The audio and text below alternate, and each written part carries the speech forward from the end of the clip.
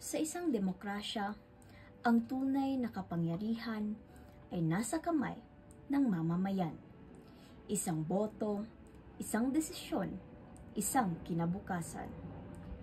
Maraming leader ang napupunta sa posisyon dahil sa kasikatan, apelyido o pangakong magandang pakinggan. Pero, hindi lahat ng pangako ay natutupad.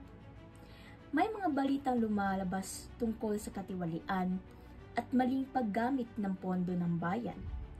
Kahit hindi pa napapatunayan ng lahat, ito ay isang paalala na kailangan natin maging mas mapanuri. Kung malayo pa ang halalan, ngayon pa lang ay dapat na tayong maging mulat at handa. Hindi natin kinakailangang maghinday ng kampanya para mag-isip kung sino ang karapat-dapat mamuno. Suriin ang kanilang plataporma. Tingnan ang kanilang nagawa sa nakaraan. Makinig sa mga mapagkakatiwalaang balita. Ang maling pagpili ay maaring magdala ng kahirapan, katiwalian, at kawalan ng tiwala.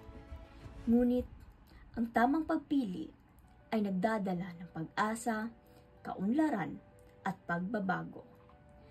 Kahit malayo pang eleksyon, hayaang itong maging paalala sa atin na piliin ang tamang lider. Ang boto mo ay hindi lang karapatan. Ito ay responsibilidad. Bumoto ng tama. Pumili ng matalino. Pilipinas, nasa kamay mo.